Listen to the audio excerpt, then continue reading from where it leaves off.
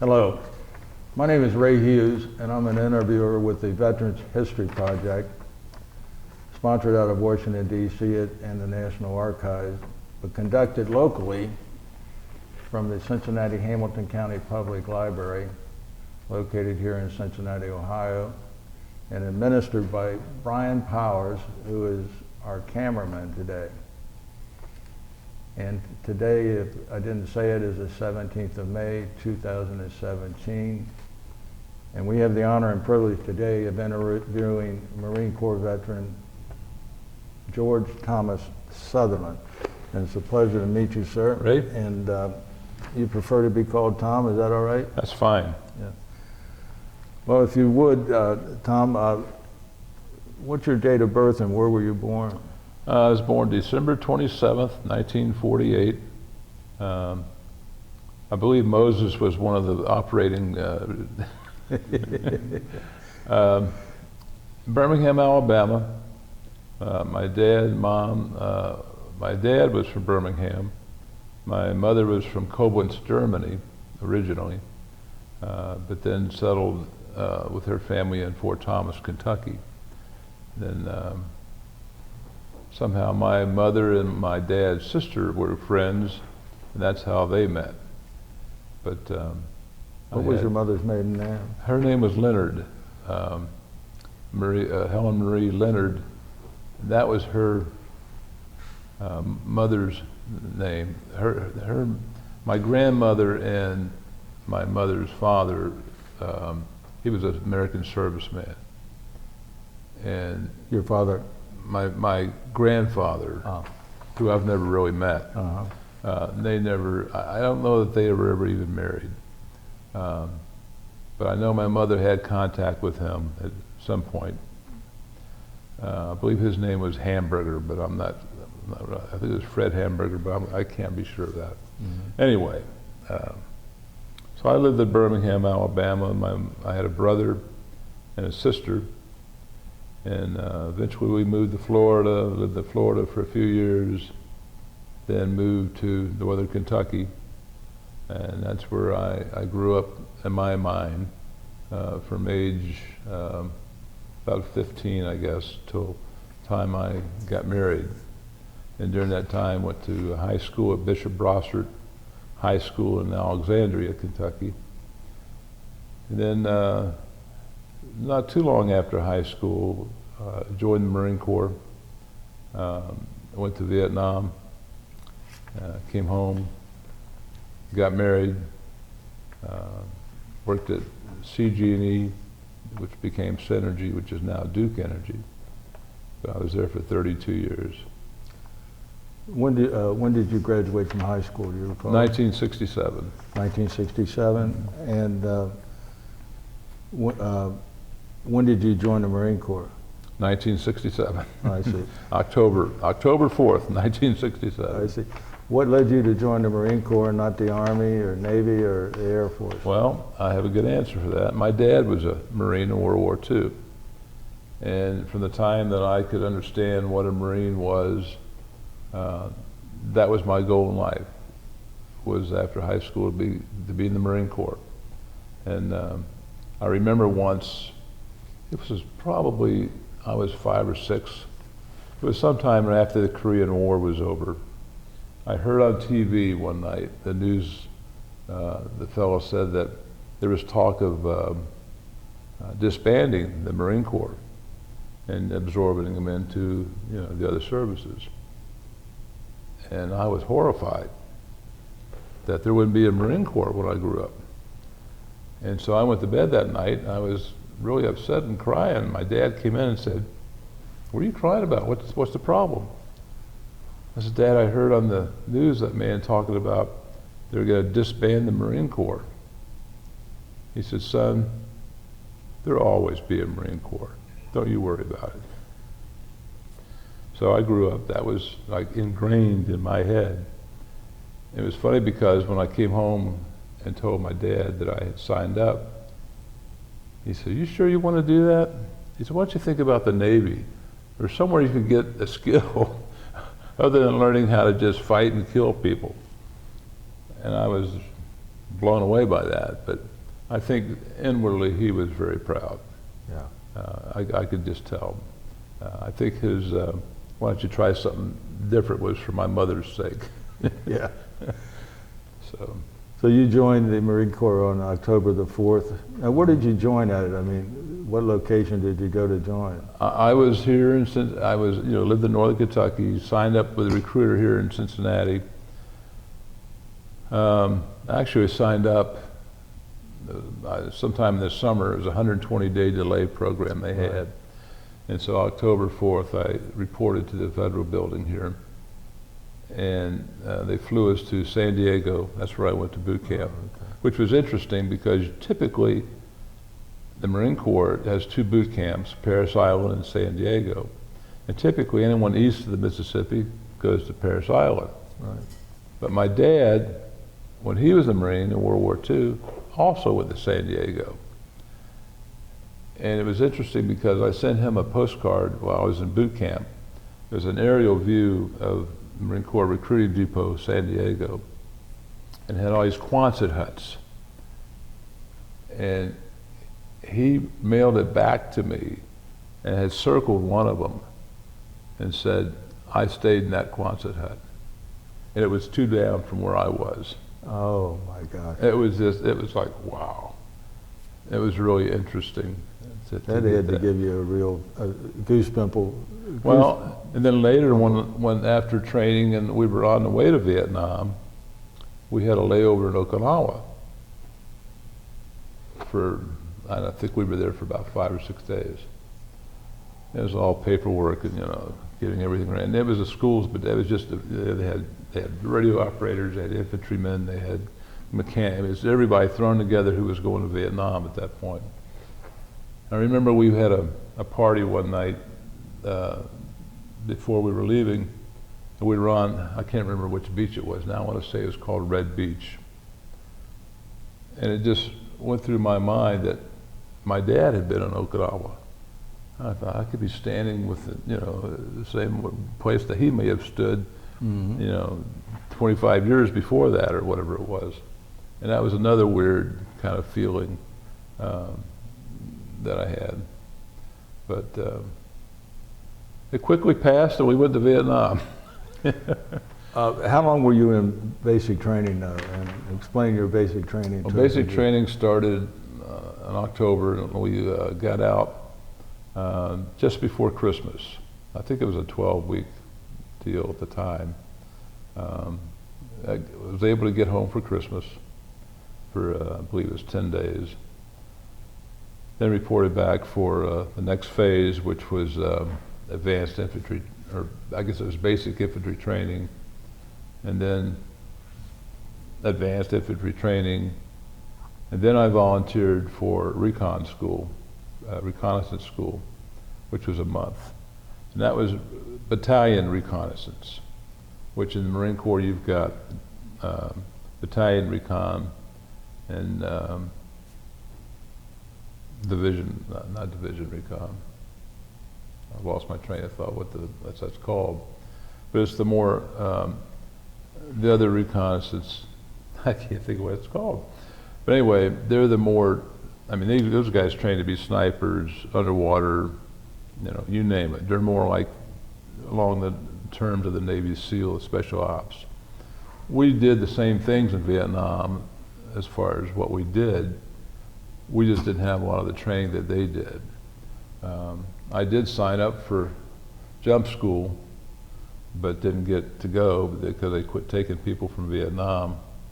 And so I felt cheated out of that. I wanted to go to jump school. And so I've never jumped out of an airplane yet. Maybe one of these days I still will, I don't know. But so what was your job, your training entailed in reconnaissance? Well, our job was to find the enemy and most of the time not engage. It was, the camouflage paint and all that type of thing. And we would go out in the jungle in 6-man teams, 5, 6, sometimes 9, depending on what the op was. And I became pretty quick a point man, which I was the first one in the line. So it was my job to keep us on track. The patrol leader and I would get together. He said, okay, look at your compass. I had a wrist compass. He said, we want to go on a northeast, northwest, whatever it was, track for 2 clicks. Click is like 1,000 meters. So it was my job to maintain that heading. At the same time, watch where we're going so that we're not getting into something that we can't get out of or a problem. And that was a little hairy because you're the point man. You're the first one that's going to come up and see whatever's next, whatever's behind the next bush. And my backup point, his basic job was kind of to protect me. So I'm here, I'm watching for tripwires, whatever, if we're on a trail, this type of thing. And so he's kind of my overlook. He's looking out further to see what else is ahead of us. And I had a guy one time, a dear friend of mine, who I see him, he lives in Florida, so every year we get together. And I was training him as a point man. And we're going along, and we passed this one bush. I thought, I've seen that bush before today. That can't be right. So then I saw a tree that had a big gouge out of it, like lightning or something. And I thought, no, wait a minute, we've been here before. So I started watching, and what Ed would do, he'd get to a bush, instead of going around and get back on track, he'd go around, he'd go this way. So every time we came to an obstacle, he wouldn't correct his course, so we were going in a circle. I realized what was going on, and so I started watching my wrist compass more and keeping him on track. And so to this day, I kind of tease him about that, But it was kind of funny. When you first went to Vietnam, where did you land at? We landed in Da Nang Airport. They flew you there. Yeah, yeah. We flew in, and it was kind of that sinking feeling in your stomach, and you're coming in, and you're looking out, and you see smoke over here, and you see, bomb craters and things around the countryside, and the weirdest thing, my thought was, I wonder if I'm going to get to have any milk. If they have milk. That was what went through my mind. When was this exactly? What month and day do you recall? This was October, well, this would have been April 15th. Okay. April 15th, 1968. Yeah. And so next April 15th will be 50 years. I hate to think of it being 50 years, but yeah, that's a long time. But that was my thought was, at Da Nang you landed in. If I'll get milk over here, because I love milk. Anyway, we landed in Da Nang, and very disappointed the first hour we were there, because this sergeant comes up and he said, there were 4 of us. He said, where are you guys headed? It's the 1st Reconnaissance Battalion, Sergeant. Well, your transportation is not here yet. He says, they're going to be delayed. So here's what I want you to do. Get in the back of this truck and go with this corporal. You're going to go over to the R&R Center and clean up the cigarette butts. What? So that's what we did. My first job in Vietnam was to clean up cigarette butts. I was very disgusted by that. I can imagine. Where's my rifle? And so that was very disappointing. But anyway, we did it. Went to China Beach. That was where the R&R Center was, China Beach. And we went around for about an hour, picked up cigarette butts. And we finally got to our headquarters camp that evening, and got into the groove and got assigned to a team. The team I worked on was with called a la King, like chicken a la King, but it's just a la King. That was our call sign. And I always thought we should have had a better call sign. Our headquarters call sign was Grim Reaper, which is a little disheartening. Because we had to call in every hour when you were on a patrol.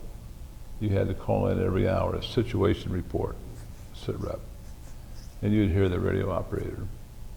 Grim Reaper, this is our king. We would have this code. We're staggering from the harbor, staggering from the bar to the cocktail lounge or whatever. And that meant, you know, where we were, or that we were going to be in the harbor site that night. And like Grim Reaper, that's just, you know, kind of odd name. But some of the other names, the team names, Drawn Dagger. I thought, that's a good name, you know, that's very macho, you know. One team was called Good Luck. And there's a lot of different team names that just sounded better to me than our king. It's funny the things you think about, you know. Where were you operating out of Well, we were based there in Da Nang, just outside the city. There was no real name for where we were. We were right by the 1st Division headquarters. And it was 1st Reconnaissance Battalion, had Alpha, Bravo, Charlie, Delta, and Echo companies of recon teams. We had our own LZ right below our camp. So we would leave from there on helicopters. We would typically be transported by a CH-46, which is the banana type, you know, always looked like a banana with 2 rotors. We would ride on a CH-46, and then there'd be another CH-46 with maybe a second team, and then 2 Huey gunships. And they would escort us to the insert spot. We would get out. Sometimes we would flip-flop with another team. Another team may be there. They get on the helicopter to go back. We're getting in and taking up where they left off. Mm-hmm. So on the map, you might see one point where they started, where they ended. That's where we started, and we're going to maybe 6, 7 clicks over on this map, looking for any signs of enemy activity.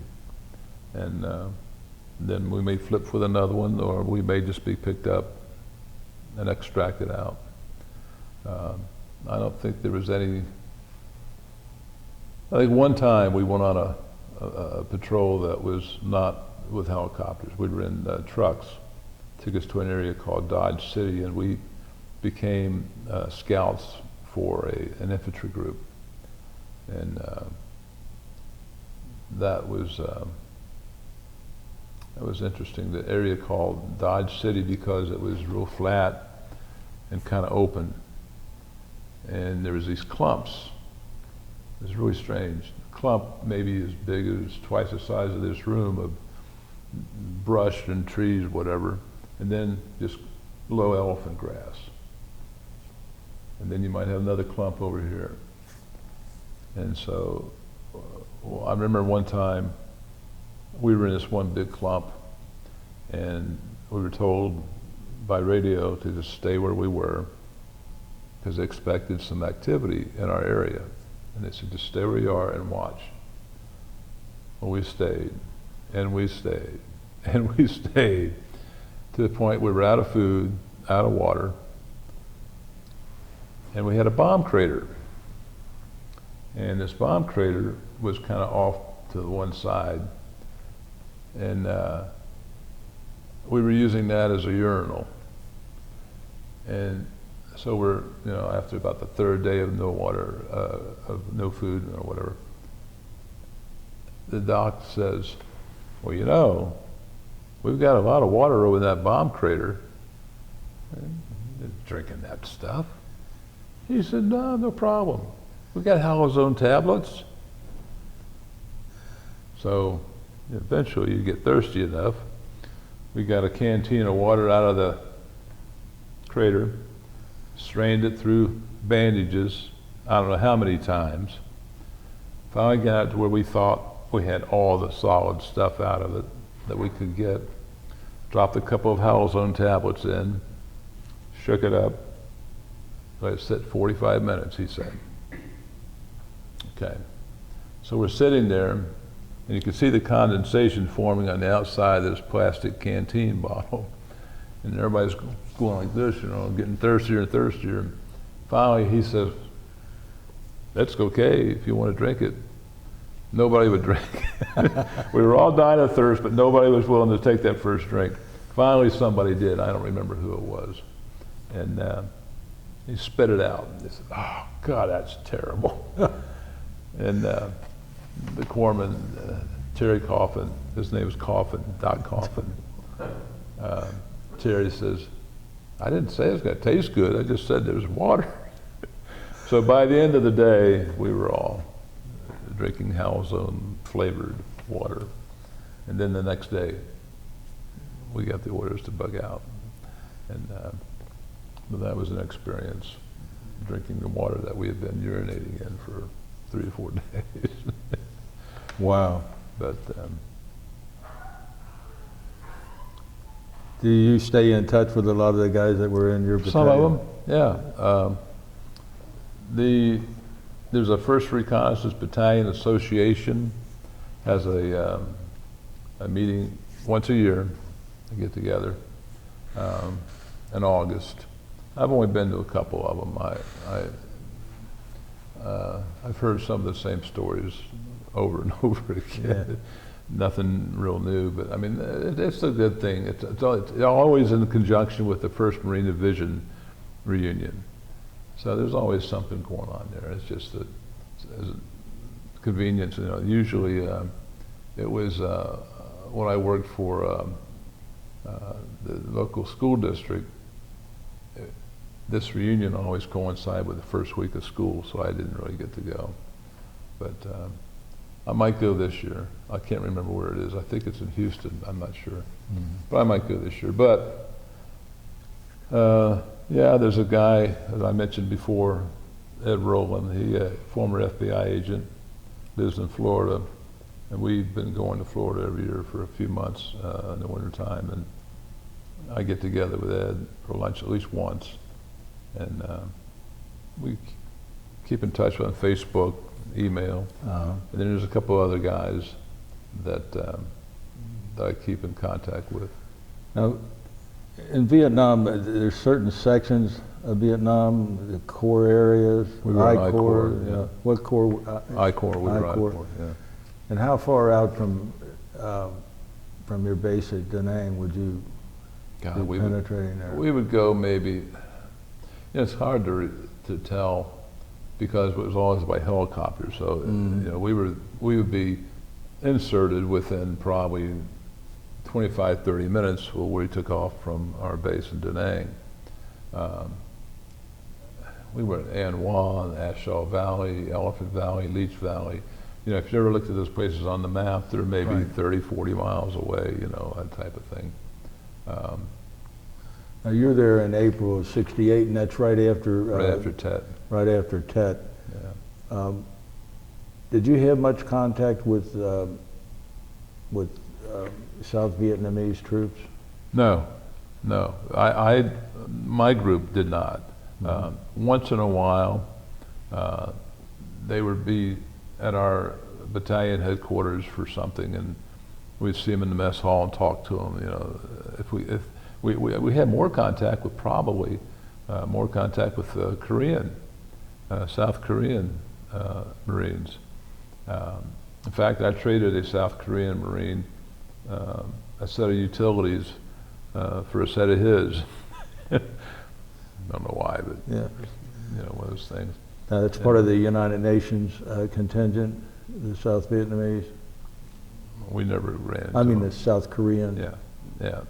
I guess that's who they were. I mean, we only saw them a few times.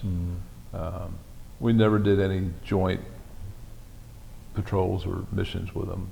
At least my group did not. I can't speak for the other, you know. I've said something before, Ray, that other people have asked me over the years.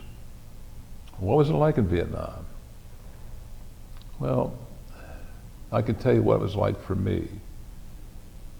You could ask 1,000 guys the same question, and get 1,000 different answers because it was different. It was so different for everybody else.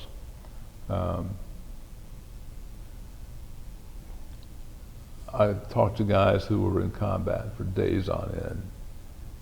When I look back at my year, 13 months that I was there, I counted them up because I used to keep, well, I had a diary, I would keep a journal. I've lost that. I can't find it. I don't know where it went, which is sad. I would like to have kept that, but I kept a list of patrols and what happened.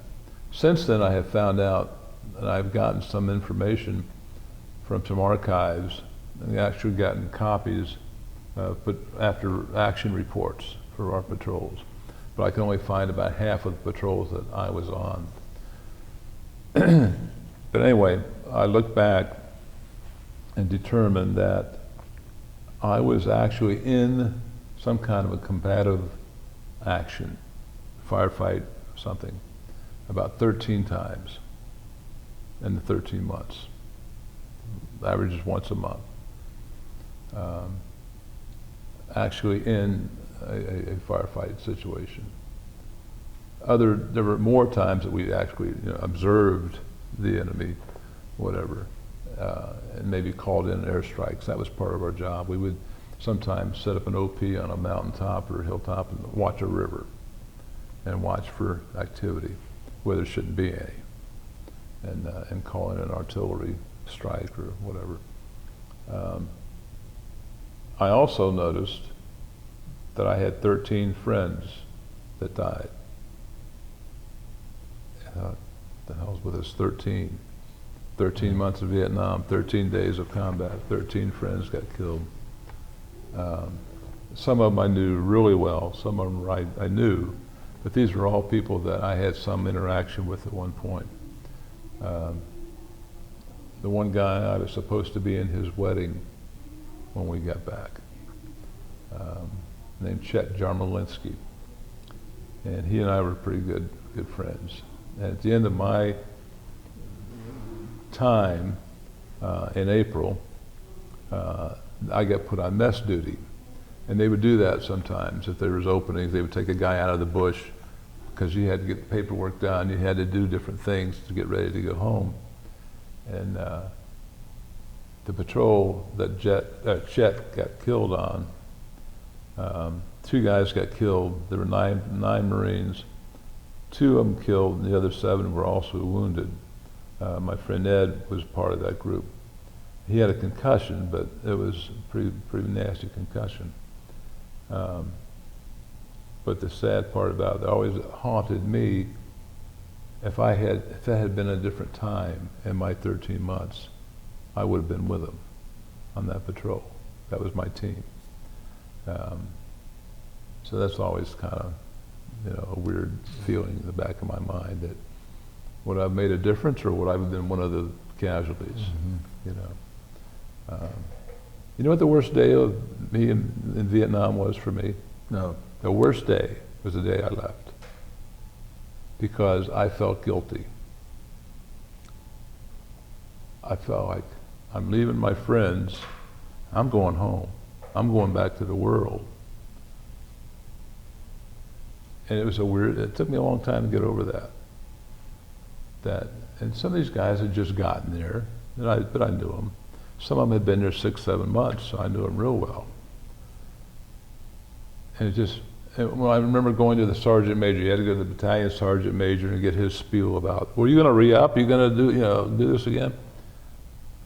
And I almost did, because I was not that I wanted to do it so much as I felt guilty that I'm leaving and these guys are going to have to stay. And after I left, one of my best friends got killed. The sniper got him. And I got a letter from my friend Ed. It said, hey, I hate to tell you this, I got bad news for you. But Frank Montez got killed. And it's just like, maybe if I'd been there, right. I could have helped him. Maybe if I'd been there, I could have prevented it somehow, some way. But you can't think that. You just got to live with it. It is what it is. And you got to go on with it. If I'd been there, I might have been the one that got killed, you know, who knows? And it was a real, you know, my wife thinks I probably had PTSD for a while, but I don't know. Maybe, maybe not. But I just deal with it. You know, and that was, like I said, it's almost coming up on 50 years. Yeah. It's a long time. Can you tell us something about this Agent Orange? Well, and what exactly it was? And if you look at a map, there are maps available that show you the areas where Agent Orange was deployed. And it was a big, big part of Vietnam. And the idea of it was to kill the foliage so that the Vietnamese, the Viet Cong or the North Vietnamese would have less places to hide whatever. That was the idea of it. But what, of course, wasn't known at the time was people were also susceptible to this stuff. And if you look at a list of all the diseases that they think are connected to Agent Orange, there's a whole bunch of them. mm-hmm. I mean, it's ischemic artery disease, ischemic heart disease, it's diabetes, it's pancreatic cancer, it's Parkinson's. There's just a whole list of things. And as I mentioned earlier, before we started the interview, last October I had 5 bypasses. And I felt like I was in really good health at that time. And it was just caught on a routine doctor examination that I needed this. And so I went to the VA and I said to the guy, I said, how do I know? Is there a test that they can perform to say, oh yeah, this is from Agent Orange? He said, no, there's not. He said, but if you don't have any history of that, and you've, you know, exercised on a regular basis, you know, you've kept up with, he said, it probably is Agent Orange. I said, well, how do they know? He said, what they did was they took, some years ago, the way he explained it, I don't know how many people, thousands, a couple thousand, whatever it was, of veterans from Vietnam who have experienced certain diseases, and veterans from other places that were not in Vietnam, that were not exposed to Agent Orange.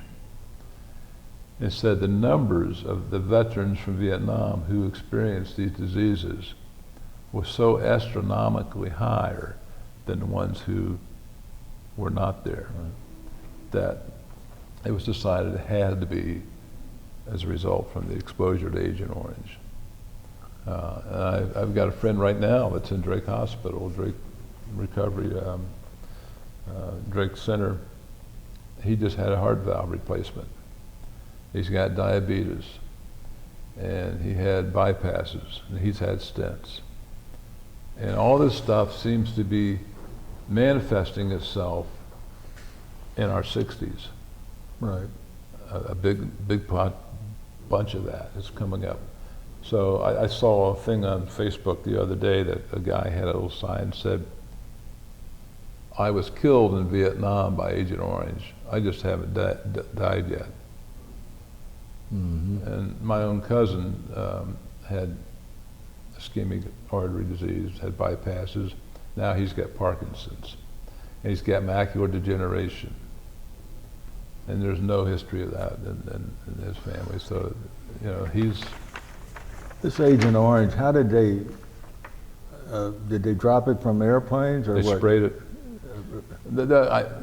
I don't know all the details of it, but I do know that it was used in aircraft, helicopters, and fixed wing Mm-hmm. to fly over an area, just like a crop duster. Right. The same method. Now, how effective was it on the foliage? And what period of time would you say? I really don't know the answer to that. I don't know enough about it to answer that question. But I know I remember being in areas where, I remember one time I said, boy, it looks like a really big bomb went off in this area. But you didn't see the destruction or the, right. you know, it's just all this dead foliage. And my patrol leader said, that's from Agent Orange. They sprayed this area for Agent Orange to kill everything off. And the residual effects of it would get on your flesh, your clothes, Oh, sure. which of course And you're walking penetrate. through it, you're pushing bushes out of the Yeah. way and getting on your hands and you do this kind of thing. Right. And so, at the time we had no clue, no idea. And somebody said to me recently, said, "Are you bitter about that?" I said, "Well, I'm not bitter." I said, "Do you mean do I blame the government?" They said, "Yeah." "Are you bitter against the government?" I said, "No, because I don't think they knew." I said, "If I ever found out that they knew that this, then that's a different story." I said, "But I don't feel that way because I don't think, I have enough faith in the United States that if they had known that this would cause these problems to the servicemen, they wouldn't have used it." Right. That's my feeling. And I said, "No, it's just, one of those things that happened. I went to war, I expected nothing, got nothing. I did what I felt I had to do. I did my job. I came home, started my life. And of course now in my 60s, late 60s, and maybe you're going to be paying some prices here. I don't know. Yeah. We'll see. Hopefully it's not. Hopefully it was from eating too much fried chicken and fried foods that my arteries clogged up so bad. Did you have any encounters with North Vietnamese prisoners, or any encounters with the North Vietnamese on a one-on-one, or being in the same area with them? Like, I remember we had firefights against the North Vietnamese. In fact, we had one day, it was probably the worst of all the days that I had in any firefights. We had contingencies of Viet Cong and North Vietnamese. And we could tell the difference because, one, how they acted and how they fought, but secondly, their uniforms. And the North Vietnamese had an actual uniform. The Viet Cong were more the black silk pajamas, and that's kind of ragtag looking bunch. The stories that I would hear from other places or other units were that the North Vietnamese Army was more, it was better trained, more disciplined. They would stay and fight, where the Viet Cong may not. They would break and run. The Viet Cong typically had to be high on something before they would get into a battle. That was what I would hear. I can't attest to that personally. I don't know any more than that about the actual troop movements for them and what they did or how they were. now, when you're referring to a firefight, are you with a large contingent or with your battalion of recon men? Recon team, 5-6 guys. I mean, a couple of times we ran into what might have been a reconnaissance unit for the Vietnamese, North Vietnamese, smaller groups. One time we did land in the middle of what was estimated by the aircraft pilots, the helicopter pilots. They thought we had landed in the middle of a battalion of the NVA. That's why we were there, to try to find. Apparently there was intelligence came in that there was a massing of some troops in this one area. We got inserted in if you got a mountain sort of, we got inserted in about halfway up this mountain. And apparently these troops were all over the place. But we didn't get detected until the next day. We actually were going along and came across a trail. And it was kind of a chilling feeling because the trail was, for Vietnam, it was like a super highway. I mean, it wasn't just a small, it was like a well-worn, well-used trail. And like, oh, hell, what have we gotten into? So we thought, well, let's follow this trail for a little while and see where it goes. So we got to a point, we stopped for a break. The patrol leader, Joe Keegan, myself, and Frank Montez, my backup, went on a little further, like over this little ridge and down. And there was this big bunch of foliage that kind of opened up in front of it. There's a big tree up here. Frankie stayed up by the tree. I went down on the trail a little further. Keegan went over this way. He's looking down this way. I go over to where the trail goes right into this bush. It was basically a bush that was kind of laying over the trail. As I reached to start to move the bush up, to look on the other side, I could hear Vietnamese voices from here to Bryan away. You know, put it back down. Took a step back, and I was trying to determine, are they coming and going? What's going on? Are they just sitting there? What are they doing? And then the bush started to move. So they were coming this way. I opened up, full automatic, my M16.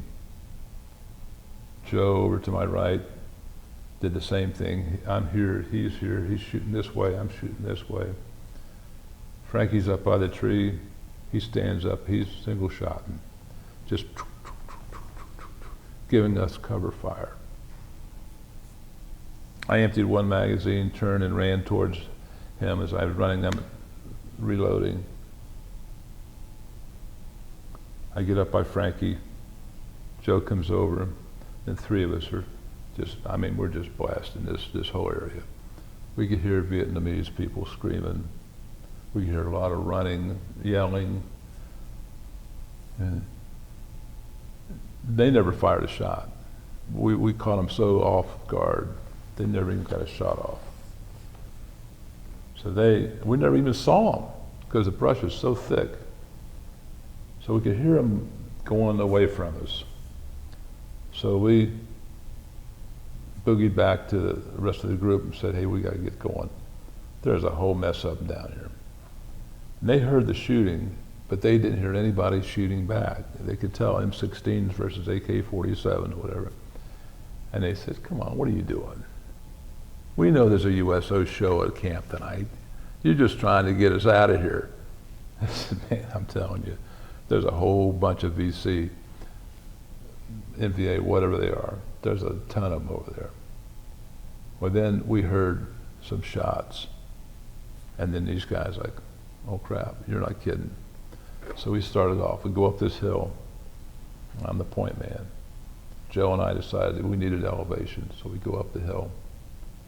We get to the top of this hill, and there's like a command center.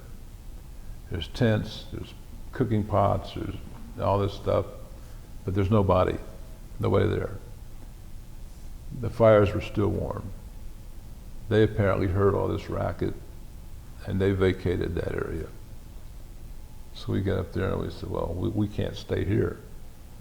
Mm-hmm. They're gonna come back, you know. So we went on down the hill for a ways, pretty far. We looked at the map real quick before we left and said, okay, there's an area out this way, maybe a click, that a helicopter could land and pick us up, because we're in some deep stuff here. So we took off, we get so far, we stop for a minute to recheck the map and our bearings, and there was a river, and it was like rapids. I mean, it was a real shallow, but it was probably about 20 feet wide, and rocks, a lot of rocks.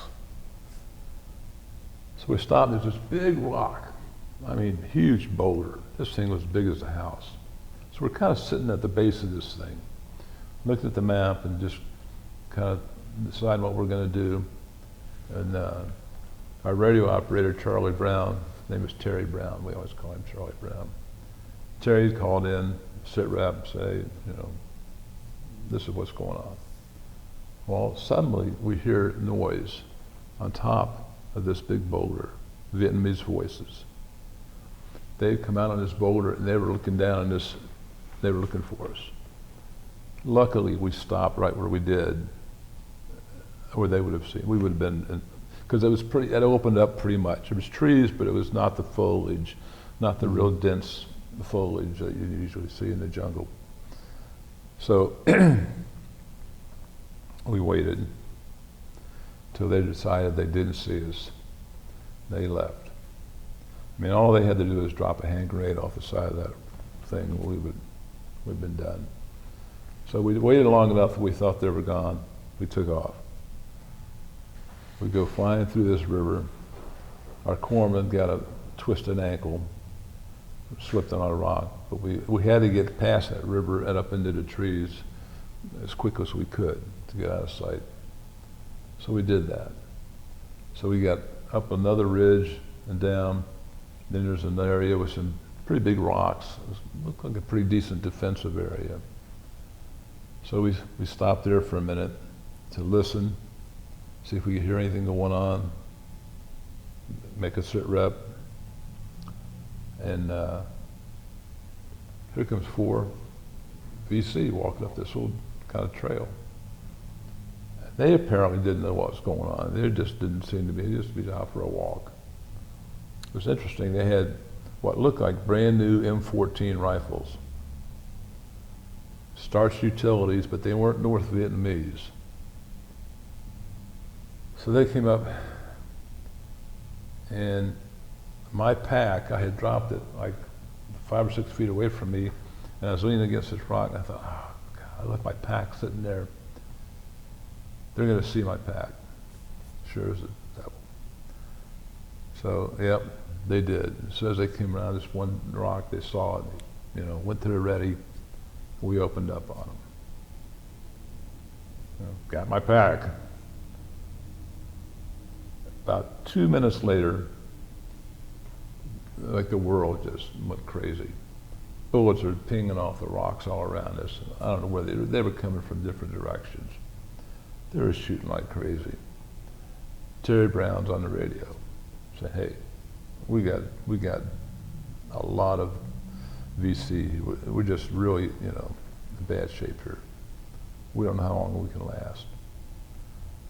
So, helicopter comes on. With our Grim Reaper keeps saying, "No, no, no, hold your position, stay there. We need to know more." How much you need to know?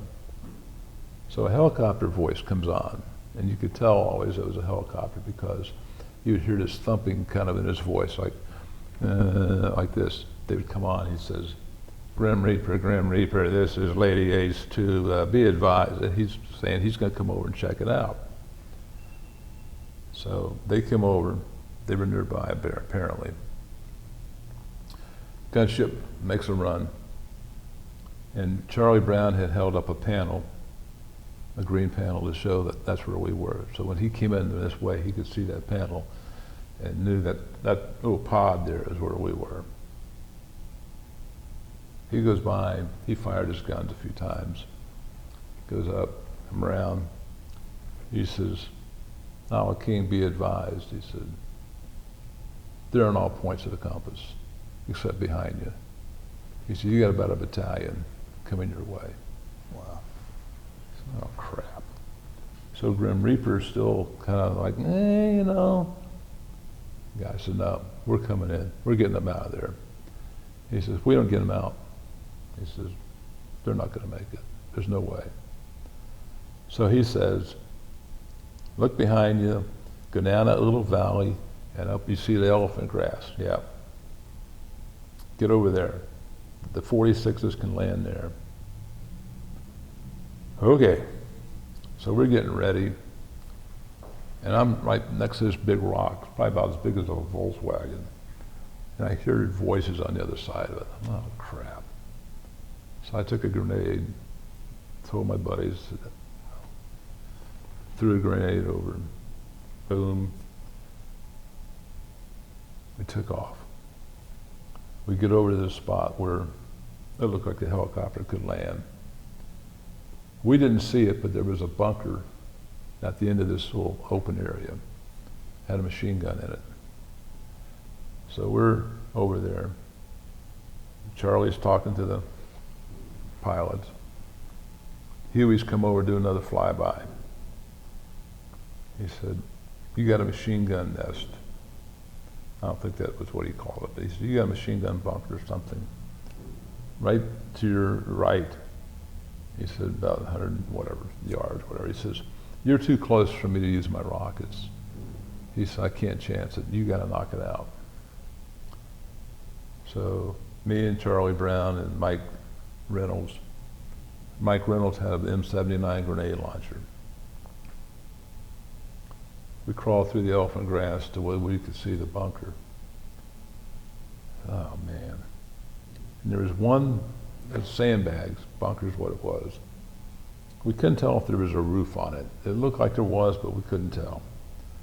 So we were thinking about throwing a hand grenade and trying to throw it into the bunker. But if it's a roof, it's just probably gonna hit and roll over. So anyway, Charlie Brown says, all right, this is enough of this crap. So he took 2 hand grenades. He says, you guys get me covered. Well, first we had tried to fire an M79 into that window. And we were, you're talking a window like this. Mm-hmm. And to try to put a projectile as big as this water bottle right through there from, 150 feet, that's not easy.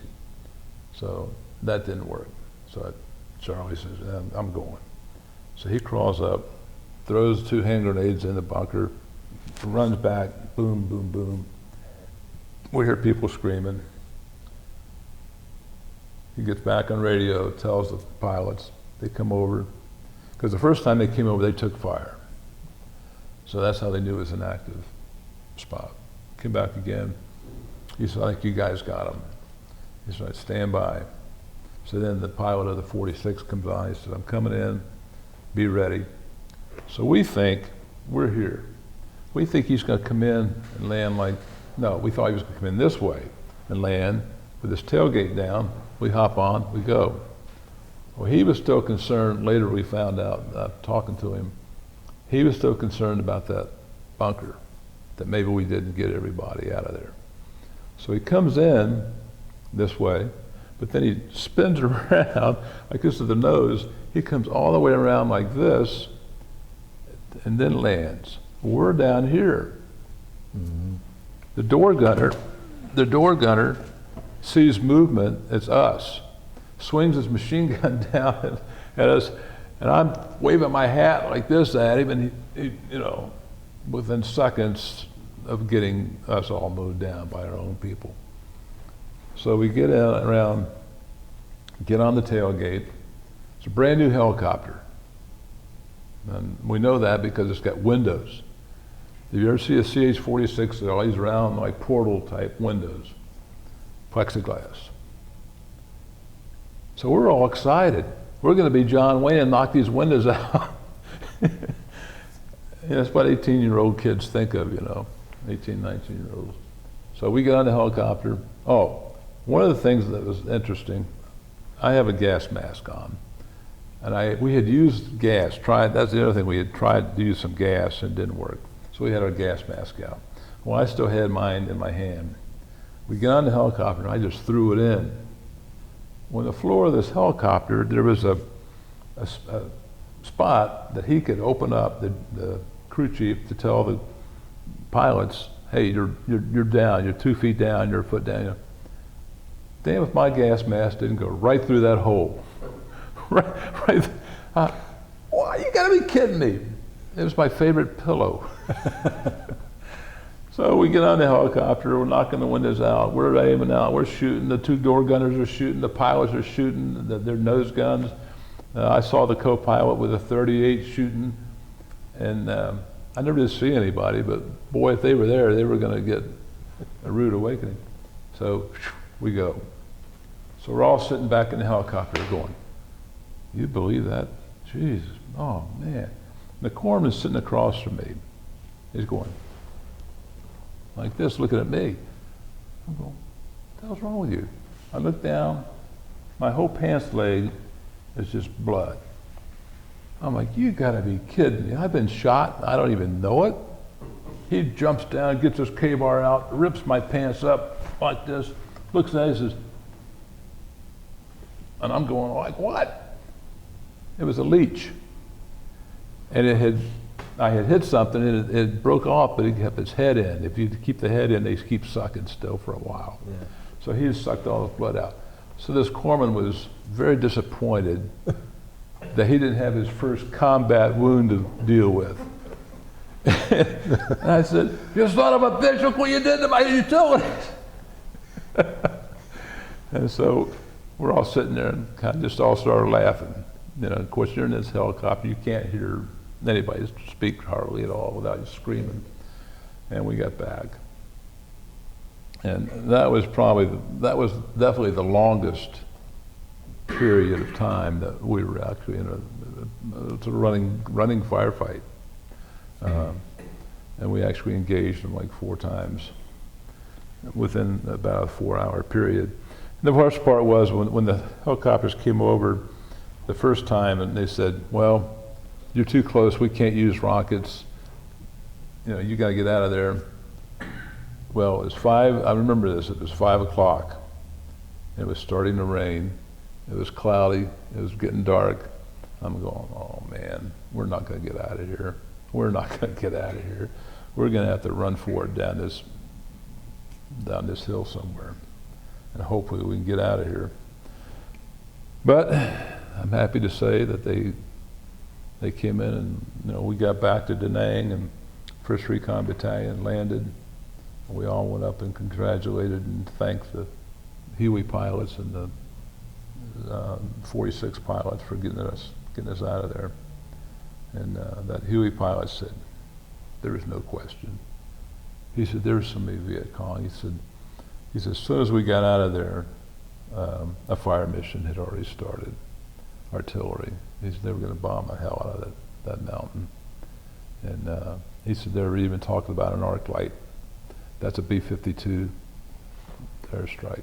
Mm-hmm. There was that many of them that they were going to use that much ordnance. So, anyway. Wow. Did you ever call in airstrikes? My team did. I personally did not, but my team did through the radio operator. And what was the proximity, would you say, of your position to the target? To the target, yes. I remember one time we were on one hill, and there's a valley, and then there's another hill, so it was, you know, pretty far. I mean, we could see without the use of binoculars. We could see people, and I remember we counted. I think we counted like 50, 60 people, and called in an artillery strike. One time, we were trying to determine, because, you know, this is 1968, 69. There's no GPS. There's no cell phone with you know, Google Maps on it. And we're saying, "Oh, I think we're on this right here in the map." "No, that's that hill over there. I think we're right here." So we're having this discussion of which hill are we on. So somebody says, "Well, why don't you call in a white smoke, a marker?" So we called in this white smoke marker to where we thought it was going to hit. We're looking at this hill. We're thinking it's going to come in and hit that hill. And if that hits that hill, then we know this is where we are on this map. So we're sitting there watching. And Charlie Brown calls it in, calls the coordinates in. It's okay. We hear this. "You gotta be kidding me." It wasn't at that hill, it was at this hill. But okay, now we know where we are. That's right. There's a white smoke over there. Either those guys really screwed up, or that's not that hill. So, yeah, the guys say they don't know how good they have it with GPS and all. Just kidding about that. So that was it for me. Did you have any free time in that 13 months you were there where you could go on R&R? I went on R&R twice. The first time I went to Hawaii and was treated so poorly by the locals that I went back to the R&R center and asked if I could go back to Vietnam. The sergeant was an Army sergeant sitting there, and he said, "Are you out of your blankety blank mind? You get out of here." I said, "I don't need this." What do you mean by? Well, we would walk down the street, we'd have people just jeer at us, and baby killers, and we weren't even in uniform. We were told you shouldn't wear your uniform, but they could tell. Even on R&R. Yeah, they could tell we had, with our haircuts and Sure. and all that. And I met this guy in the airplane. He was supposed to meet his girlfriend. The last minute, he found out she wasn't going to be there, but he couldn't get his orders canceled to reschedule him, so he was going anyway. And so through the conversation, we decided that we'd hook up, and buddy up while we were there, which I was really thankful for. I don't like to go there by myself and not have somebody else. So we buddied up, and he almost got in 2 fights with I think they were high school kids. And I said, "Come on, man, let it go. Just, let's just keep going. Just keep walking." But then when I went to Australia in March of '69, whole different story. The people there could not have been more friendly.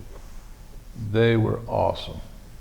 They even had a room of families that they were telling us the do's and don'ts and things. They said, "Now when you're through here," and we were not allowed to wear a uniform in Australia. They did not want us wearing uniforms. And they said, "If you don't have enough civilian clothes, or don't have any civilian clothes, when you go back down this hall, on the right side, there's a big room. Go in, you can rent clothing." Okay. On the other side of the hall, there's a room that if you would like to stay with an Australian family while you're here, there's families in there that will host you. So a friend of mine did that, my buddy Leonard Alt. He said it was the best experience he ever had. People were just so awesome. They took him all over the place, and really, the husband, the father, he said, "Look, I know you probably want to meet your mates at least one night downtown," and he said, "If you want to do that, that's great. Just tell me. I'll take you down. You ready to come back? Call me. I'll come get you. Or, just let me know what you're going to do." And so somehow, I can't remember how we connected. I guess he knew what hotel I was in and called him. So we met, and he's telling me all this. I'm like, "Oh man, I wish I had done that now." But the people there were just really super. The Australian people were just awesome. And yet in Hawaii, at this point in time, they're treating you in a very ill-mannered way. Very poorly, and it was mostly younger people, college, high school, I guess. Now, were you told by your own superiors not to wear your uniforms when you went on R&R? Or? Hawaii, I can't remember if we were told not to. I think it was recommended we don't. But in Australia, I remember we were told, you're not allowed to wear your uniform. I'm not sure what that was all about. They were talking about maybe espionage, Vietnamese operators or something. I don't know. It's because it's ironical that they treated you so well. But no, they were, the people in Australia just couldn't have been any nicer. I mean, it was just really great. So after these R&Rs, how long do they last normally? They're a week. A week, 7 days? Yeah. And then from there you're shipped right back to jump right in the middle of things again. Mm-hmm. When I came back in March, I think I went on maybe 3-4 more patrols, and then I went on mess duty in the officers' mess, and that was a fun experience. On Sundays, What's mess duty? just Explain that. kitchen cooking duty.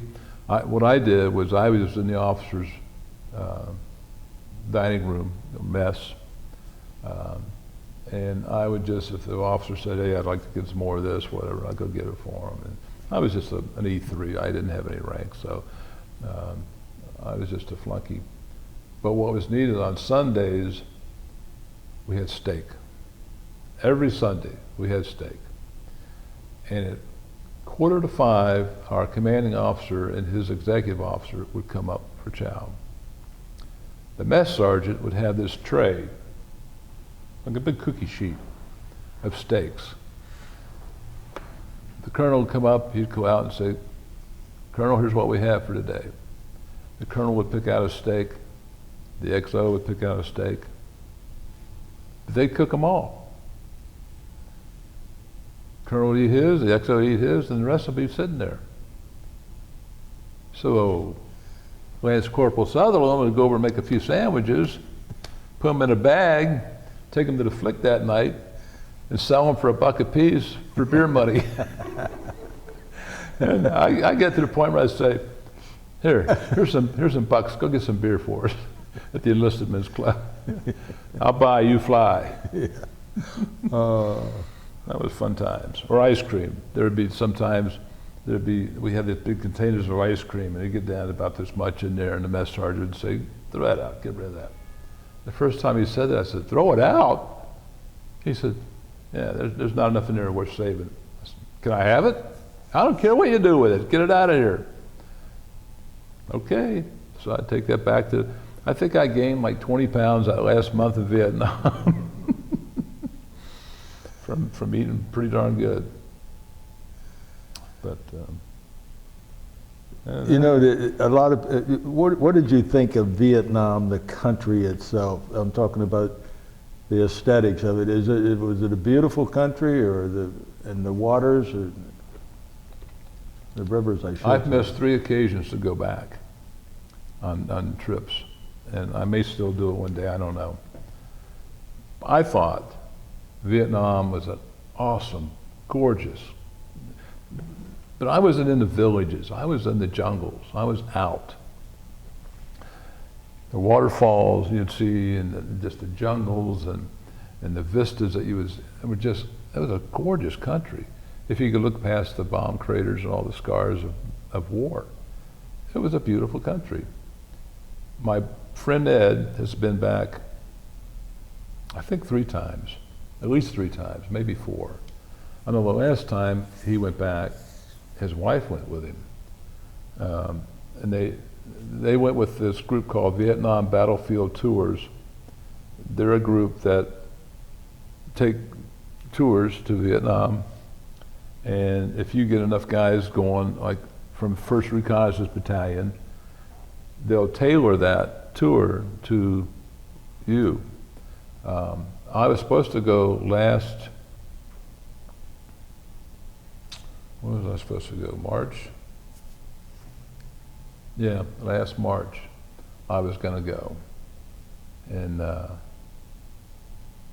don't know, something just made me decide not to go. That maybe wasn't a good idea.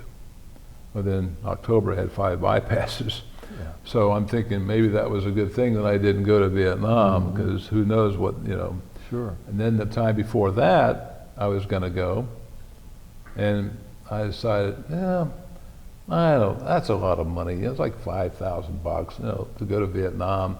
What am I going to see there that's going to be, worth it? And so I didn't go. End of March, I had emergency gallbladder surgery. Would have been while I was on that trip. Wow. So, maybe I ought to give up on this idea of going back to Vietnam. Yeah. And I don't know if I will or not, but my friend Ed has gone, like I said, 3, I think maybe 4 times. And he enjoys going, I don't know. I just, I'd rather go spend my money on going somewhere else, maybe, somewhere I've never been. When did you come home back to the United States? I got home in May of '69, got shipped to California. I was down in San Diego. In a school, they put me in a schools battalion, just somewhere to put me. And then through the process of all the paperwork, getting ready to go, I was told, okay, you've got a choice. You can go home. I can't remember, I think it was for 10 days or 20 days. I think it's 20 days. And you'll get orders while you're home where to go when your leave's over with.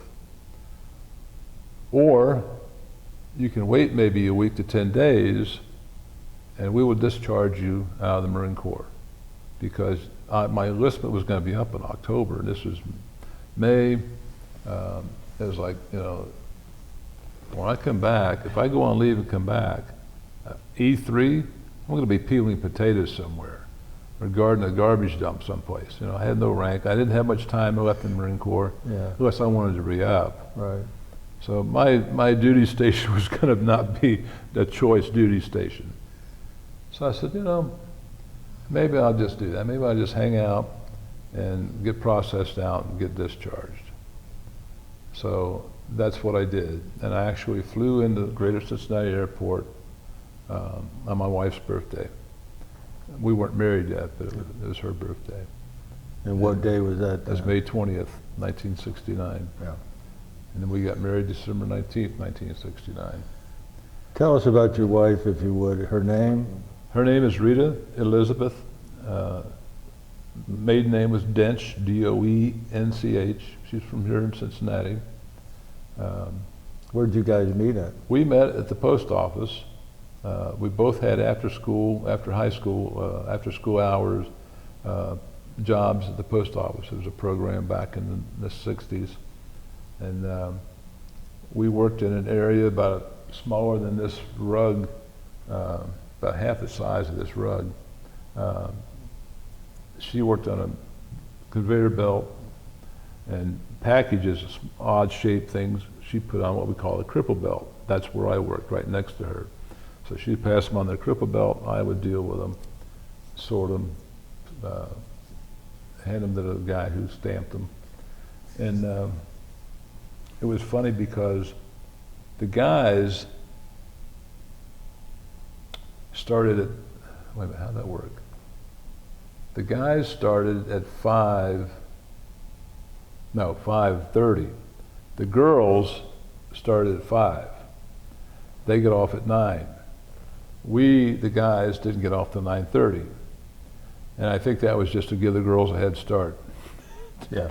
To get out of there.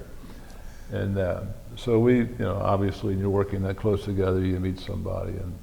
And it was funny because I said to her one day, if I get a, well, one day she was a year ahead of me in high school. She was a senior, I was a junior at the time.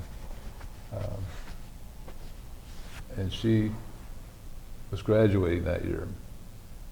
And one night she came in, and she had always come in her, she went to Seton High School. She always came in her Seton uniform, because she'd come like straight from school. And one night, after school was out, she comes in, she had jeans on and a shirt. She'd got her hair cut and got contact lenses. I didn't recognize her. And so we'd always get there. We didn't start till 5:30, but the guys, we'd always get there like 4:45 or so and ogle with the girls, you know. Right. And so she's walking down this aisle, and I said, hey, who's this gal? She's new. She's still pretty far away. And my buddy said, you know what? I think that's Rita. Nah, that ain't Rita. I think that's Rita. She got closer. I said, oh my God, it is Rita.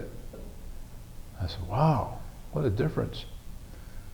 So that night, I thought, yeah, maybe I'll ask her out. So I waited. Next day, didn't do anything. And finally, I thought, I'm going to ask her out. So about halfway through the night, I said, you know, would you like to go out sometime, Rita? She said, I don't know. I said, well, how about Saturday night? Oh, I can't Saturday night. I've got a date with Steve Burns, I think the guy's name was, who worked there too. I said, oh, really? Damn, I shouldn't have waited. So I said, well, okay. So I started to walk away, and she said, but I'm not doing anything Sunday afternoon. Yes! I said, okay. Oh. So that, our first date was August 28th, 1966. And I remember that because that was my mother-in-law and father-in-law's wedding anniversary. And it was a really interesting date. We double dated with another couple.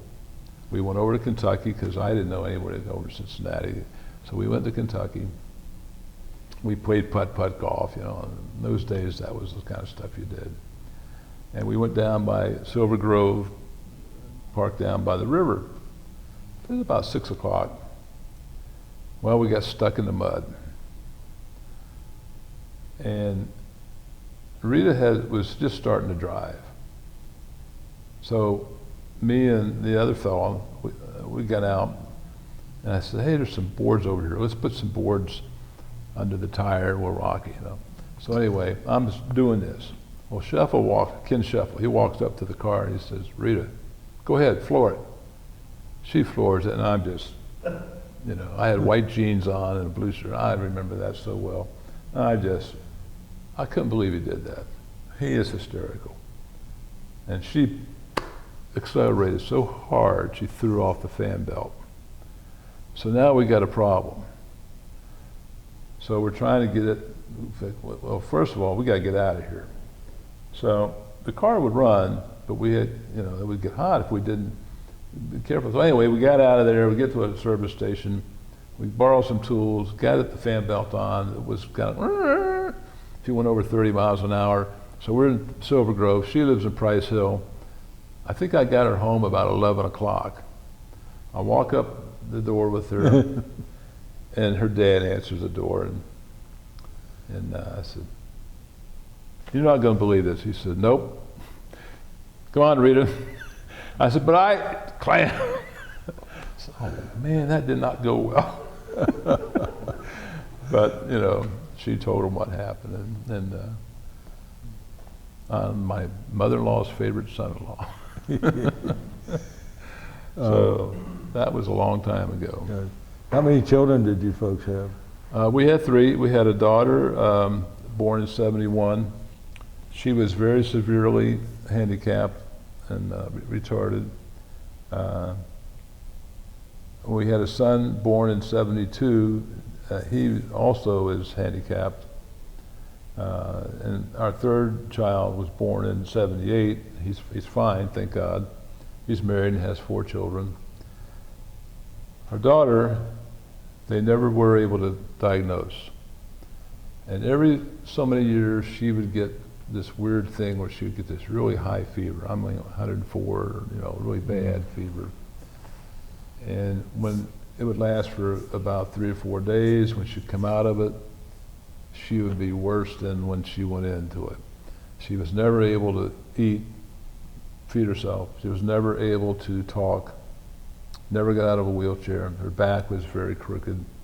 Her poor little heart was not, doctors would go to listen to her heart and they're like, you know, you can't find her heart. I know she's got a heart. And I would say, well, go over further, you know. And what she finally died of, she would get a rip in her diaphragm, and a loop of her bowel would get up into her lungs, into her chest. And we had that repaired 3 times. The 4th time it happened, the doctor said, and she, at this point, she's 30 years old. They had predicted she would live to be more than 5 or 6. And they said, the doctor said, who did all the surgeries? He said, there's so much scar tissue, I can't go into the same area. He said, I would have to go through this bone, this breastbone. Wow. He said, that would be horrendous for her. So. What were your children's names? That was Jennifer. She was Jennifer Marie. And then the boys' names are Gerard Thomas and Gregory Thomas. So we all share GTS for our initials. A little vanity there, I guess. But Jerry is, he's Those 40. aren't coordinates or anything. No. Jerry is 44. He was like a 3rd parent to his sister. He dearly loved her. And that was one of the hardest things we ever had to do, is to decide to put her in a nursing home the last 8 months of her life. We were worried that she would die at home, not worried that she would die at home, but worried that he would find her. He'd be the one that would find her. And we just, that was tough. I always swore we would never do that we would keep her home. And we did for almost 30 years. But she was a sparkling twinkle in her eye all the time. She knew people, she knew who you were, but she couldn't speak. But she had a friend who went to Frank's adult workshop with her who was pretty much the same way. They would squeal to each other. And God, now I forgot that girl's name. What was her name? I can't believe I forgot her name. Anyway, she would get her mother to call us. And then she was able to hold the phone. And she could say, enter her, for Jennifer. Mother would call and say, Tom, Betsy wants to talk to Jennifer. Okay. So we actually got a speakerphone, and so we could sit next to Jennifer because she couldn't hold on to it. Mm-hmm. And they would squeal back and forth to each other. Betsy would go, something. Jennifer would crack up laughing. Then she would squeal something back to Betsy. And it was, I swear, they had their own conversation, their own language. And if we didn't put an end to it, they'd stay on there for an hour and a half. And we finally get to the point, say, okay, you girls got to go to bed. It's time to go to bed. Say goodnight. So one of them would squeal and the other would squeal and we'd hang up. It was just the most amazing thing. And, but Jennifer had a weird sense of humor, I would be doing something. I got to the point where I would do it on purpose to entertain her. I'd be hammering something and pretend I hammered my thumb or something and say, oh my thumb. She would get tears in her eyes laughing so hard. She just thought that was the greatest thing in the world. So she had a sense of humor, even though she was not, and she could convey some things like she'd go, I said, you need a diaper change? And then she'd laugh and say, okay, you need a diaper change. So she was able to do that, but not much more. And remember one time we were on vacation and I carried her all the way up this tower and what's the Massachusetts there, Cape Cod. And on the way back down, I got her and I said, did you just wet all over your daddy? She was hysterical. I said, man, she drenched me. And she laughed all the way down those steps because she knew what happened. She knew what I was saying to her and she thought it was funny. So she has a sense of humor with her. But now our son Jerry lives at home. He's 44. He's not as handicapped and retarded as Jennifer. His diagnosis is mildly mentally retardation. He works at Goodwill 3 days a week. He and I go fishing. We like to fish, and he's a big help around the house. He does his own laundry. He puts dishes in the dishwasher and all that kind of thing. And our son Greg works for Fifth Third Bank. He's something in IT auditing, and he's a super guy. He's got, like I said, 4 kids, twin boys that are 11. A little girl that's 7 and a little boy that's about to turn 6. And awesome kids. So we're blessed that way. Yeah. It sounds like you're a very good man, both in the way you served our country and in the way you care for your family. I don't, and I mean that sincerely. But at this point in our interviews, we usually have Brian, who always has a host of questions that I forget to ask. I was wondering with your father, did he give you any advice before you left to go to Vietnam, since he had been in the war? Do you remember any advice he gave you? Don't volunteer. But it was too late for that. He just, follow your training. They're going to train you what you need. You're going to get the training. Follow that training and you'll be fine. And he was right. When I was telling you the story about that long-running firefight that day, when I look back at that that afternoon, that evening rather, when we got back, or the next day, and I thought about my dad's advice: follow the training, and that's exactly what we did. We did a leapfrog back, and that's exactly. And we didn't think about it. When it happened, it's like, holy crap! There's a bunch of Vietnamese on the other side of this bush. We just did what we had to do. And it worked. And I, you know, that's just the way it went, and it's the way it should have been. It's the way it should have gone. And he just, that's the things he said. Just follow your training, do what you're told. Don't give anybody any crap. Were you able to keep in touch with him while you were over there? Just letters. I tried to call home once. There was a place you could go down and stand in line for, you know, forever to call. And I just said, nah, I'm not going to worry about it. I called home from Hawaii when I was in Hawaii. And I called my wife's house, my girlfriend at the time. Didn't think about the time change. I think I called her, it was like 2 in the morning or something. And of course I called collect. And I think later, after I got back and everything, I found out that that phone bill was like $45. And my future father-in-law wasn't real happy about that, but you know, that's the way it goes. Well, when you arrived, that was like April of '68. That was, I'm trying to think, when did Johnson announce he wasn't going to run for re-election?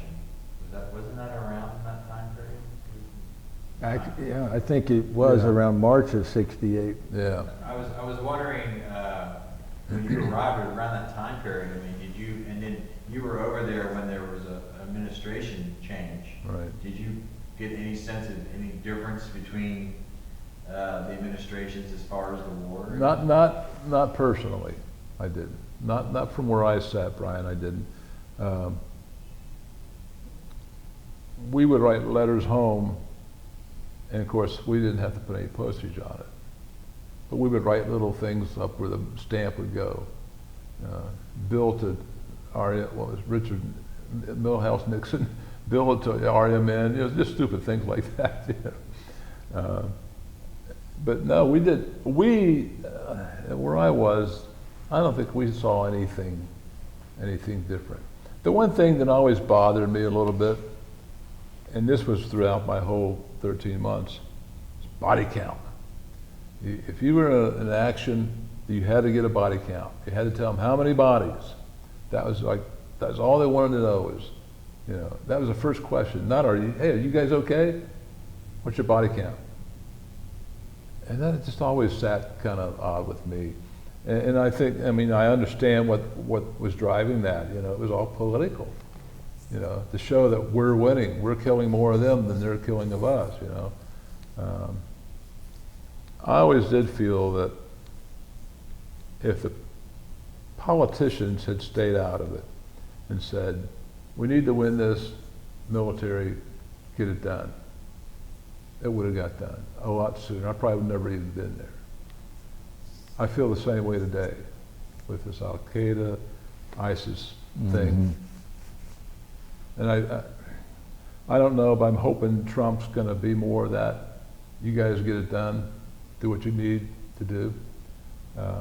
Because I heard this morning they're talking about ISIS coming up with some way to make laptop bombs put on airplanes. You know, we need to put a stop to this crap immediately. I was wondering about your weapons. Did you feel like you had the M16? Did you have any problems with? Typically, I carried an M16, and when they told us, because there were some problems with them, we were told that some of the problems were magazines. The magazines we had were 20-round magazines. Okay, they said don't put 20 rounds in them, put 18. It'll take the pressure off the spring, and it'll feed better. Okay. The NVA, the Viet Cong, had 30 and 40 round magazines. And I don't know if this is true, I never looked it up, but I was told that Geneva Convention type stuff dictated that we couldn't have more than 20 round magazines. I never really bought that. I thought that was somebody's political answer just to get us off their back, but it didn't make sense. If there is a 30 round magazine available, why aren't we giving it? You know, why can't we get what's the best thing? What we did, most of us, was take 2 magazines. Now I use these bottles. Here's the top of 2 magazines. You turn one over and you tape them together. Put that one in your rifle. And as that one emptied, you hit the eject button with what you flip it around, throw it back up in there, you got 18 new rounds.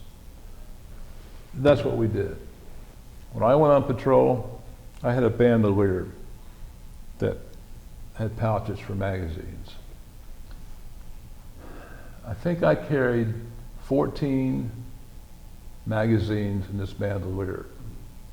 2 in my rifle taped together, 2 in my side jungle pocket, a hand grenade in this side jungle pocket, a hand grenade taped to my backpack clips here, and probably 5 or 6 hand grenades in my backpack. I carried more ammo than food or water. I always had this fear of I got run out of ammo. So I carried a lot. So my backpacks were heavy. And I would carry for food, freeze-dried food. We called them long rats, long rations. And it's the freeze-dried stuff that lasts for 30 years, you know. And you pour water in them, mix them up, wrap them back up, let them sit for 45 minutes to rehydrate. And actually, they were pretty damn good. And I always carried that and a bottle of Heinz 57 sauce. That would fix anything up. We actually took some pictures once of a guy cooking and has Heinz 57 sauce sitting here on a rock. We had Wimpy, this guy named Wimpy, we call him, a real skinny kid, put on some black PJs and the hat, like he's a Viet Cong, reaching over this rock to steal the Heinz 57 jar. We sent this picture to the Heinz people, and thinking that they'll send us a case of Heinz 57, you know.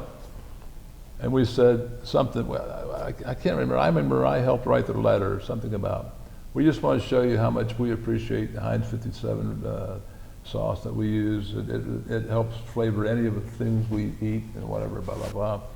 And if you could find it in your good nature, maybe send us a few bottles, it would be greatly appreciated, that sort of thing, you know. We actually got a reply back. And it said, well, we're glad you're really enjoying our product. Okay, but it said something else, some political crap, you know, about not sending us any. Oh, the hell with you, we're switching then. But that and you know, I would a lot of times we had a place called Banat. It was an old French hotel. It was a radio relay station. It was all bombed out. It was really neat place. And we would have to go up there for about a week at a time, 2 recon teams typically. And what we were doing was providing protection for the radio operator, the relay station. And there was a waterfall about maybe half a mile down this hill. You could go down there and take showers if you wanted to. But we would go up there, and it was almost like a vacation for us, because we would have rock fights. We would do all this stuff that, you know, stupid things teenagers do. And but we also had some times where we got probed by the whoever it was, Vietnamese, NVA or Viet Cong, I don't know, and firefights. But a couple of firefights, distance, they would take shots at us just to tick us off, I think. And because we had no real, the only military value was if they could knock out that radio station. And I think they knew that wasn't going to happen. That before they could really get up to us, we would have artillery and Hueys and everything else over there. And but that place, we would wind up doing more cooking because there was no facility. So the guys on my team and I would kind of pull together our stuff. I got pictures of stuff. I got one picture of a big pot. I don't know where we got this pot. I don't remember. And I was putting all this stuff in it, and I was cooking. And my buddy sent it to me and said, "Tom, I'm cooking on George Washington's birthday, or President's Day, or something like that." And so I got kind of a cooking chore, got to be a cook for our guys when we had those kind of deals. But when we were out in just the bush, you didn't have a fire. You ate out of the can, or if you had long rations. And then, of course, you didn't leave anything behind. You didn't want to leave any sign that you'd been there. And we would eat, you know, we would trade. There were a couple of times on this couple of OPs where a village would come up, kids would come up with little bananas. They would want to trade us for sea rations. And those kids were funny because you give them a can of crackers and they'd hold it and listen, no good, number 10, no good. Give them a can of beans and ham, heavy. Oh, number one, you number one, Marine, you number one. You banana. They liked the heavy stuff because they knew there was more value to it.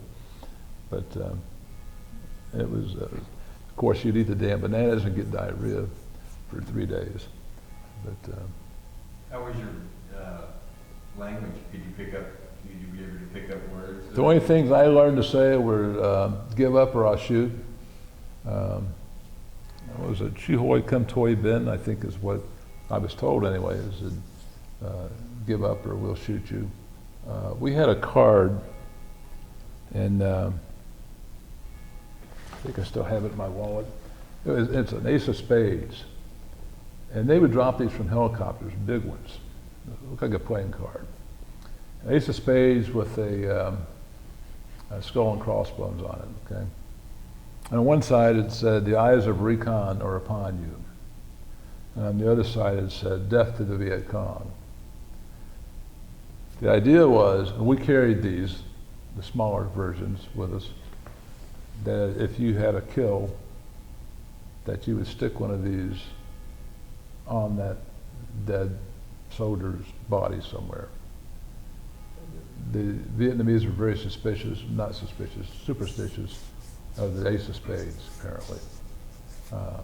One time I was in a barber shop in Da Nang at the Freedom Hill PX. Went down to get a haircut, 40 cents. Of course, everything was the MPC, and military payment currency, whatever it was, paper money, like monopoly money. And I went to pay this barber, and when I opened my wallet, my little ace of spades card fell on the floor. He freaked out. He looked at that and he jumped back. He said, "Oh, you Recon." I said, "Yeah, don't worry about it." I picked it up. I said, "Here's your money, man." No, you no pay, you no pay, you no pay. You don't come back either. I said, "No, come on, take your money." No. Number 10 card. No, you no come back. And so that's I call it my good luck card. I carry it with me everywhere. I've carried it with me for 50 years almost. Did so you guys had firefights with North Vietnam and with the Viet Cong? Yeah. Did you notice much of they obviously dressed different, Yeah. but did you notice much of a difference in their fighting styles or anything? The North Vietnamese were more disciplined. They would stick with it. They were more tenacious. The Viet Cong would be more of a hit and run, and if things started going against them, they would vacate pretty quick. That was our experience anyway. I think most of the firefights that I participated in were with the Viet Cong, more so than North Vietnamese. I think the only a couple of times my group and I actually faced North Vietnamese. Was there much where you were at? Was there much like any chances for entertainment, like the USO show? Oh God, yeah. Jeez. In our battalion, there was a big plywood screen for movies, painted white. We call it the stage. We just referred to the area as the flick. And there would be movies there. That's where we first saw Clint Eastwood in the spaghetti westerns. And all these, I think I got a picture of it somewhere at home. All these, like, just benches. Well, that's where they would also have, there's like a little stage, and they'd also have USO shows come in. Never really saw anybody famous. I went to Bob Hope's show once. I was so far away, I couldn't even tell it was Bob Hope. A buddy of mine and I went, we just turned out and left. There were just so many guys. And you could hear, but not real well. What's the point? You know, let's get out of here. But the flick was interesting because the Enlisted Men's Club was right over, you know, not too far.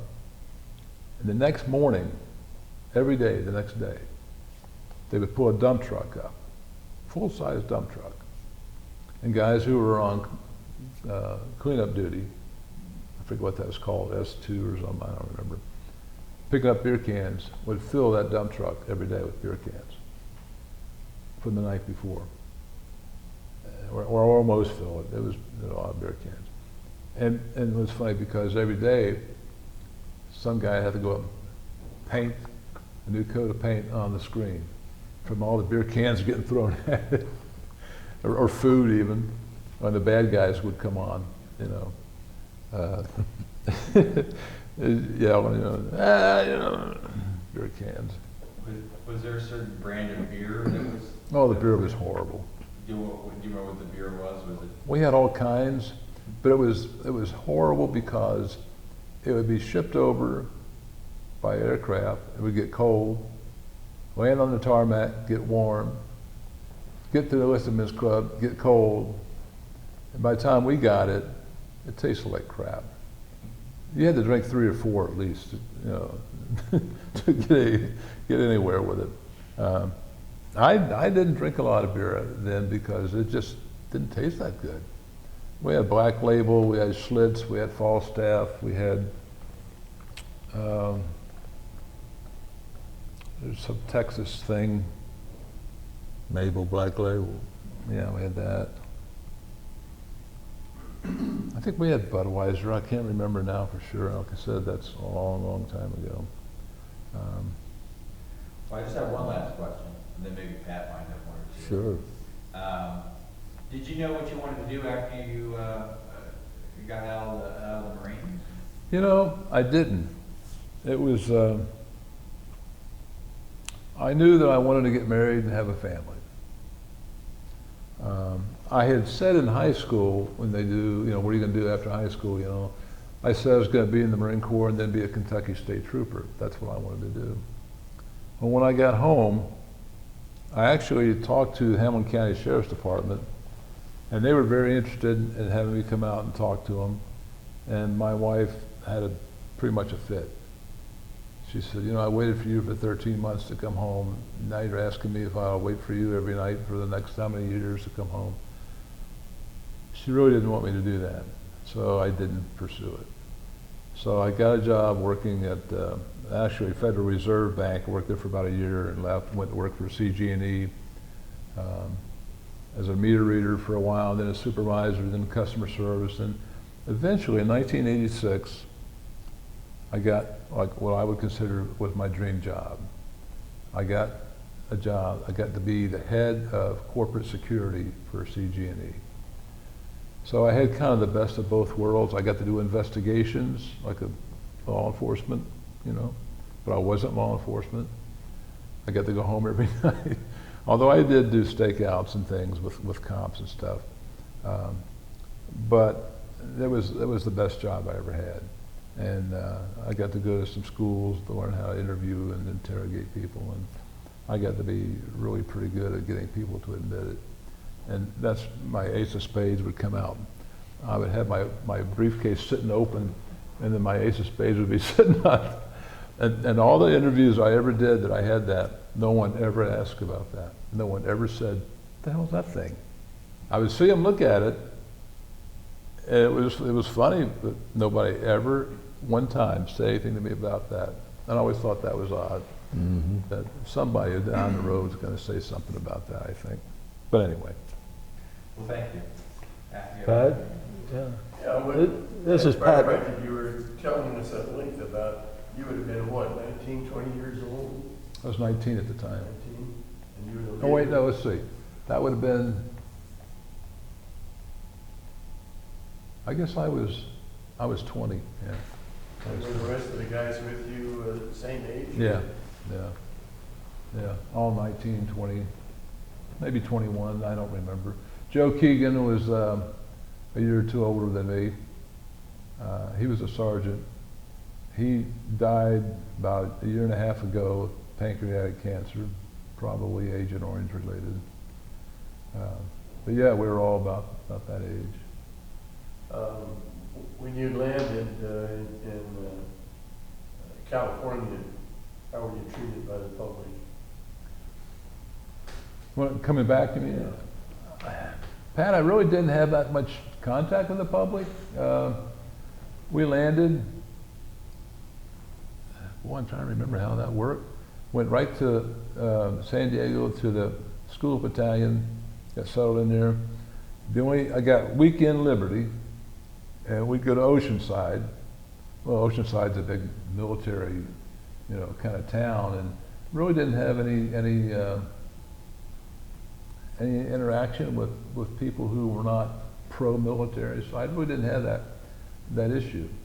Now, when I came home here, and actually got to work at the Federal Reserve Bank, there were a couple of guys that I worked with that kind of gave me a little bit of a hard time about it. And I kind of put a stop to that pretty quick. What do you mean by give you a hard time? Just, oh, how many babies do you shoot, this sort of thing, Just way off base. And the one guy, I remember him, I can't remember his name now, which is just as well.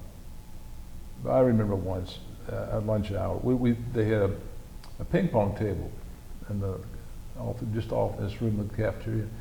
And I was pretty good at ping pong, and he was like a rival to me in ping pong. We'd go back in there and play ping pong.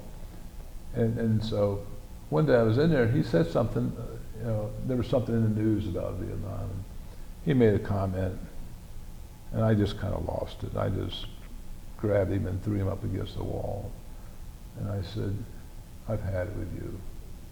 You weren't there. You don't know. Get off my back. You ever say anything to me like that again, I'll finish this. And he just kind of had this big eyes, and I said, just let it go. And he never said anything again. I thought, damn, I should have done that 3 months ago. But he was the only one that really gave me any real trouble. I mean, nobody, what, nowadays it's, oh, thank you for your service, and that's great. If I have a hat on that says Vietnam veteran, go in somewhere, people say thank you for your service, that's wonderful, okay? I don't mean to sound like I don't appreciate that, I do. When I came home, it was like, okay, that part of my life is gone. That chapter's closed. And not that I'd never thought about Vietnam and that, but it just wasn't part of my life anymore. I mean, I didn't have any hat that said Vietnam veteran. I didn't have any Marine Corps hat. All my uniforms, I didn't have that many uniforms. I wasn't in the military that long. I got rid of them. I don't even know what I did with them. I guess I gave them the Goodwill or something. I don't remember now. I had some albums, some pictures, and a few things. I had my ribbons, which weren't many, the campaign ribbons and stuff. It just wasn't any big deal until, last 10 years maybe.